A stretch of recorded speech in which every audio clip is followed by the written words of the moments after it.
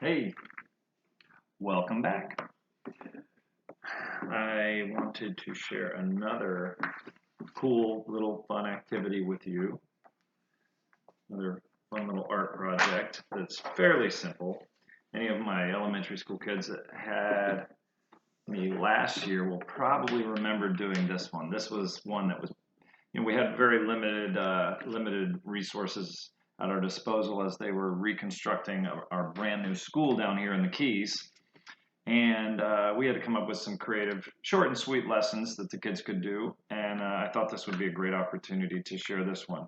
Now, this one, unlike the ones I did with the Copic markers and the ones we're going to do with Sharpie art and stuff like that, a lot of these things that are coming up uh, will be geared towards certain types of materials you're going to need in order to do it. So like when we get to watercolor paint and stuff like that, although you can have various brands of watercolor paint and stuff, you will need, paint brushes, the right material to paint on. Possibly if we do arts and crafts, you might need arts and crafts paint, like acrylic brand arts and crafts paint. I'll give you some leads on, where to go and how to get them. Or you can just do your research and online find, where you go to get the right stuff or the same things that I'm going to be using. In this case today, I'm just going to do a quick little lesson. I'm using just a Dollar Tree brand, rainbow brand markers. If you want to go with, what is it, Crazy Art or Crayola or any of the name brand markers, you could certainly do that. And if you don't have the ability to get out of the house, kids, if you're there by yourself doing your thing on YouTube, if you have 3 or 4 different colors of highlighter markers, they actually work really great for this as well. We did that out of necessity last year when we ran out of markers before my new order came in, and we did them with like lime green, pink, and blue highlighter markers, and this project came out really cool that way too. Let's have a quick look at the paper. I'm going to tilt you down so you can see what I'm doing here. Hopefully you'll get a good view of it. This is a really simple project, and I'm going to go fairly quickly. You can obviously pause it if you need to, but I'm going to trace my hand. And no, we're not making, Thanksgiving turkey designs like when we were really little kids.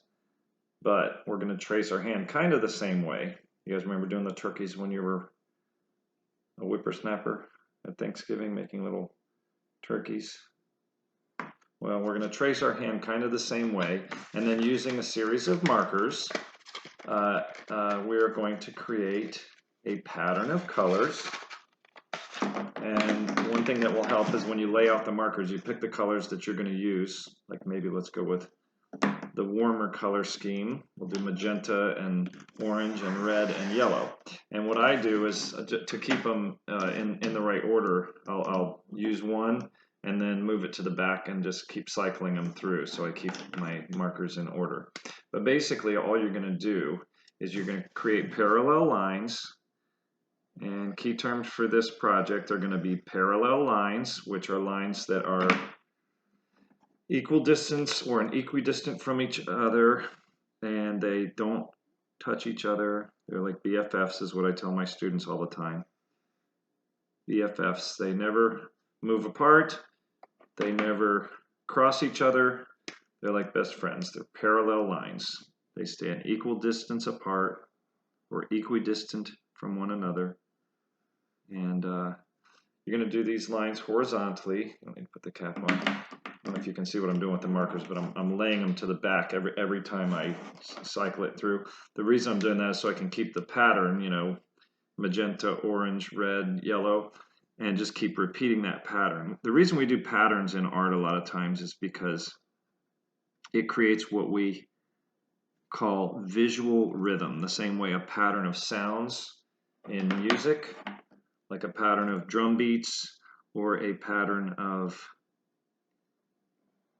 chords, a certain pattern of chords can create rhythm in music. We create visual rhythm with our artwork the same way by creating a pattern. So it works very similarly. Now I'll do the orange, and you'll notice what I'm doing as I'm hitting where I've done my lines of my hand as I'm tracing up and over, back down, up and over, back down, up and over, back down, and then parallel again. And you just keep working through. Wait a minute, I almost messed up. That one at the end. Red. So next I want to do red, right? Orange and then red. Sorry, I almost messed up my pattern. I'm going to try to keep it as much as I can. So I'm going up and over, and what this is going to do is it's going to create a really cool effect at the end, where it's going to appear as though the lines actually go up and over a three-dimensional hand.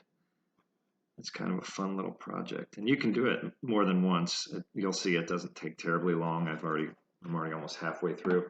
I'm actually going to, for the sake of the length of the video, I had trouble earlier. I don't know, ask me why, I'll figure it out. But I had trouble earlier getting it to publish if it was too long. So I'm actually going to pause this and keep going with the same pattern, and then I'll hit play again in a minute, and you'll see where I get at the end. Okay? Okay, well, I've been progressing. Let me turn it down so you can see where I'm at here. I went ahead and traced around the whole thing. I'm actually going up to the top now, just going backwards to fill the space at the top because I didn't start right at the top of the page. Make sure when you're done, you close your markers up. Above orange would be magenta, right? So the last one going up here will be magenta.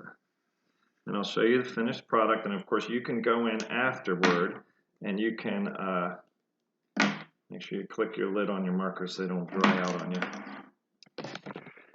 Anyway, when you're done, you'll notice you come up with a cool design, and if you go in and erase out, your the initial tracing you did lightly in pencil, if you erase that out, it really gives it the cool like 3D effect of a hand.